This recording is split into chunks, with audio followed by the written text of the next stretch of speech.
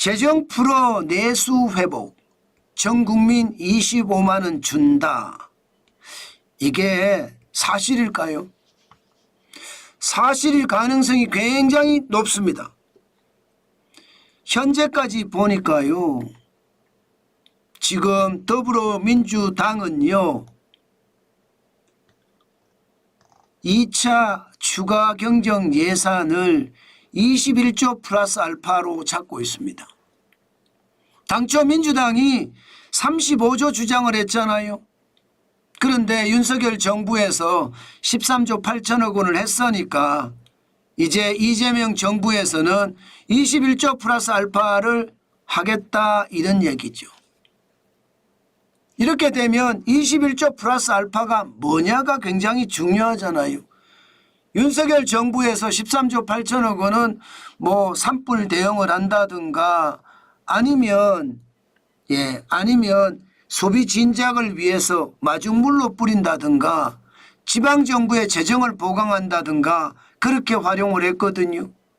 이재명 정부는요. 현재까지는요. 전 국민 1인당 25만 원을 지역화폐로 지급한다. 이 이야기가 설득력을 얻고 있습니다. 민주당 추경안에도 있었고요. 또 이재명 정부에서도 이것 실행할 가능성 굉장히 많습니다. 여기에 신재생 에너지 지원 이게 8천억 원 됩니다. 아마 이게 신재생 에너지면 태양광이나 풍력이나 이게 호남 지역에 많잖아요. 호남 지역에 대한 보답 차원도 있겠죠. 신재생 에너지 지원이라는 게. 여기에 고교 무상교육 지원에 9천억 원. 야, 이게 돈 푸는 게 진짜 장난 아니죠. 여기에 지방 재정 보강도 2조 6천억 원입니다. 지방 재정이 지금 형편없거든요. 기후위기 대응도 1조 원 정도 되고요. 여기에 비상계엄이나 무한공항 참사 등 피해 소상공인 지원에 2조 원을 뿌리겠다. 이거는 뭐 애초에 약속을 했던 거죠. 아마 자영업자들에게 그만큼 전 국민 1인당 25만 원과 다른 그런 지원금을 주겠다 이렇게 이야기했으니까 아마 주겠죠. 게다가 무한공항 참사는 이게 기본적으로 말입니다. 재정을 지원하겠다고 약속을 한 상황이에요. 야, 저는 이런 걸 보면 경북의 산불은 엄청난 피해를 줬잖아요. 그런 걸 생각을 하면 진짜 거기에 계신 분들은 피눈물이 납니다. 의성에서부터 시작을 해서요. 이게 안동을 거쳐서 영덕까지 장난 아니거든요. 여기 지금 신음하고 있는 거 맞거든요. 그렇게 생각하면 안타깝지요. 또한 말입니다. 자영업자 코로나 빚 탕감 이거 대선 공약입니다. 앞으로 어떻게 될지 모릅니다. 그래서 예상을 해보건대 현재는 21조 플러스 알파라는 큰 그림을 그려놓고 거기에 민주당 추경안을 보고 판단을 해봤더니 현재까지는 22조 1천억 원이더라. 여기에 자영업자 코로나 빚 탕감까지 포함을 하면 어떻게 될 것인가. 아마 이게 앞으로 결정이 되겠죠. 보기에는요 여러분 21조 플러스 알파보다는 훨씬 많은 추경을 편성을 해서 이거 뿌린다는 이야기잖아요. 자, 이렇게 됐을 때 과연 우리나라 재정이 괜찮을까요? 지금 말입니다. 21조 플러스 알파라는 2차 추경을 이야기하면서 재원 마련에 대해서는 어떤 이야기도 없거든요. 재원 마련에 대해서 어떤 이야기도 없다는 것은 여러분 결국 말입니다. 돈 찍어서 뿌린다는 이야기예요. 돈을 찍는다는 게 국채잖아요. 안 그래도 국채가 지금 엄청납니다. 2025년 현재 207조 1천억 원의 국채를 찍어야 됩니다. 207조 1천억 원이요. 굉장하죠. 여기다가 이번에 다시 말입니다. 21조 플러스 알파를 만약에 한다고 하면 또 20조를 더 뿌려야 되거든요. 그러면 역대 최고가 됩니다. 돈 찍어서 뿌리는 규모가. 207조 1천억 원에서 적어도 20조 국채 발행을 한다 그러면 227조 1천억 원입니다. 그러면 현재 국채 발행 잔고가 1155조 5천억 원이잖아요. 이제 이게 1175조 5천억까지 간다는 거죠.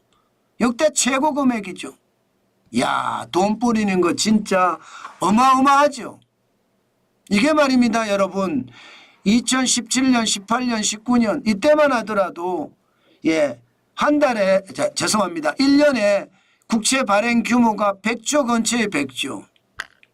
그런데 문재인 정부 들어와서 2020년에서 2022년까지 2021년에는 180조 5천억 원을 찍었습니다. 그리고 2022년에는 168조 6천억 원을 찍었고요. 윤석열 정부 들어와도 마찬가지입니다. 찍을 수밖에 없습니다. 문재인 정부에서 법제화를 다 시켜놨기 때문에 돈 뿌리는 건 다 뿌려야 돼요. 그렇다고 공영 그 당시 야당이 협조한 게 아무것도 없잖아요. 그러니까 부채만 계속 늘어나고 있습니다.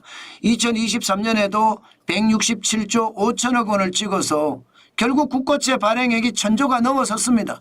1016조 1천억 원. 그리고 2024년에도 158조 4천억 원 좀 줄여갔어요. 그래서 1066조 1000억 원, 1066조까지 올렸습니다. 그러나 2025년에는 아마 우리가 상상도 하지 못했던 일, 역사상 우리가 처음 보는 일이 벌어질 겁니다.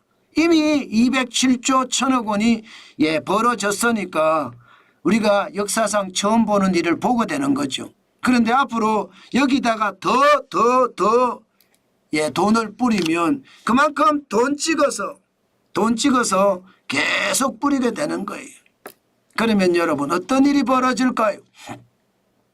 나라 빚은 이대로 가면 올해 현재 말입니다. 중앙정부하고 지방정부 빚만 올해 추경을 안 했을 때 48.4%입니다. 1281조 2천억 원. 이 GDP 대비예요. GDP라는 게 한 나라 국민이 생산하는 총액을 GDP라고 하거든요. 그러면 한 나라 국민이 생산하는 총액의 절반이 국가 채무라는 거잖아요. 국가 채무. 국가 채무는 무조건 갚아야 되는 거예요. 여기다가 일반 정부의 부채, 일반적으로 이야기할 때 국가 부채라는 게 있습니다.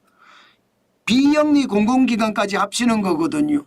이렇게 되면 50%가 아니라 51%, 52%까지 계속 늘어날 수 있습니다. 그만큼 말입니다. 나라 부채는 정신없이 늘어날 거예요. 저는 이거 자칫 잘못하면 시장에 잘못된 신호를 줄 수도 있다. 저는 그런 생각을 합니다.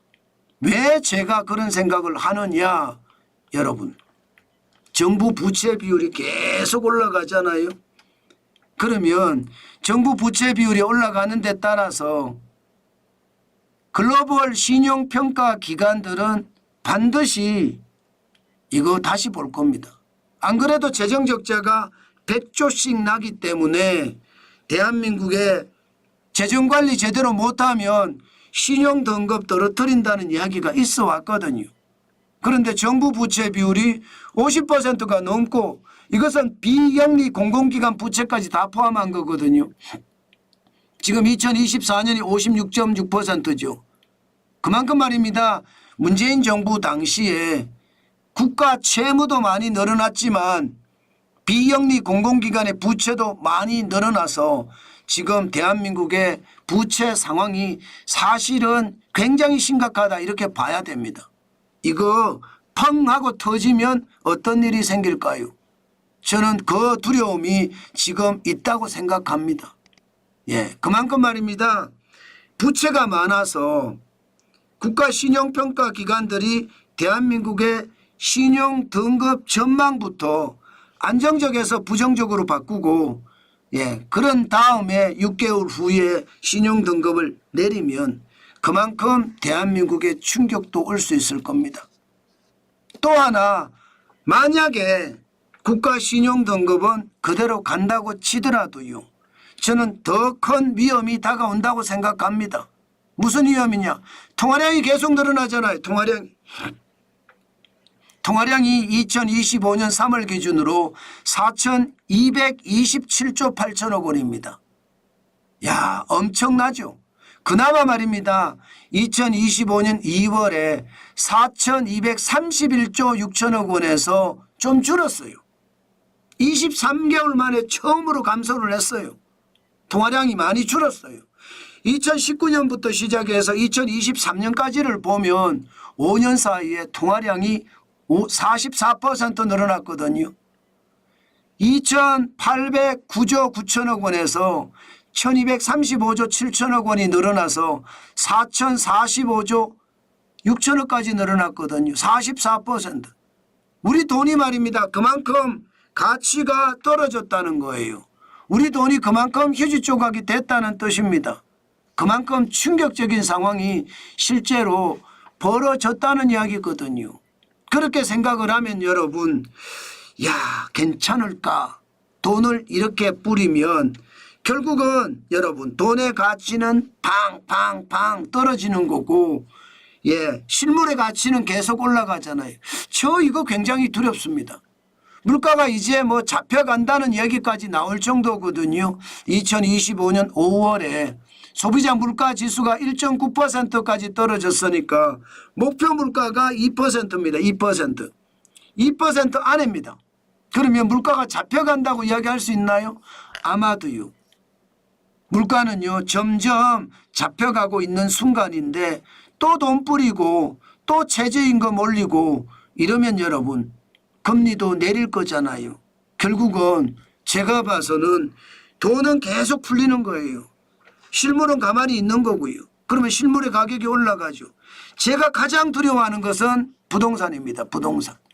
지금 서울 아파트값 매매가 변동률이 2025년 6월 2일 기준으로 0.19% 올랐거든요. 이게 2025년 3월 17일에 0.25% 올랐는데 그때 이후로 또다시 오른 거예요. 그것도 최고치로. 5월 26일도 0.16이 올랐잖아요. 자, 그러면 여러분 지금 정부가 추진하고 있는 스트레스 DSR 3단계가 7월 1일부터 추진이 됩니다. 여기에 돈까지 뿌린다? 예, 괜찮을까요? 자칫 잘못하면 좌파만 집권하면 집값이 폭등한다는 이야기 당연히 나올 수 있다고 생각합니다. 저는 그게 굉장히 걱정입니다. 여러분, 돈을 뿌리잖아요. 전 국민 25만 원씩. 이것은요, 당연히 통화량을 증가시키는 것은 당연하고요. 그렇게 되면 물가는 어떻게 될까요? 올라가죠. 집값은 어떻게 될까요? 올라가죠. 돈의 가치는 계속 떨어지고 실물의 가치는 올라가기 때문에 집값도 물가도 올라갈 수밖에 없을 겁니다. 저는 그거 굉장히 경계해야 된다고 생각합니다. 자칫 집값이 이 상태에서 올라가잖아요. 경제가 좋지 않은 상태에서 올라가잖아요. 그러면 굉장한 충격을 저는 시장에서 받을 수 있다고 봅니다. 그만큼 시장의 불안감 제가 봐서는 어마무시하게 큽니다. 이거 진짜 잘 봐야 될 거예요. 자칫 잘못 보다가는요 그만큼 큰 충격이 온다는 거 다시 한번 생각을 하고 시장에 대응을 해야 되는 것은 아닐까 저는 그렇게 봅니다. 와, 저도 시장을 보는 거지만 돈을 계속 뿌려대니까 겁이 나기는 납니다. 그러니 시장에 대한 불안감이 점점 커질 수밖에 없는 게 현실이죠. 저는 여러분 시장은요 돈 뿌리면 돈 뿌리는 것만큼 충격은 더 커지지 않을까 저는 그렇게 생각합니다.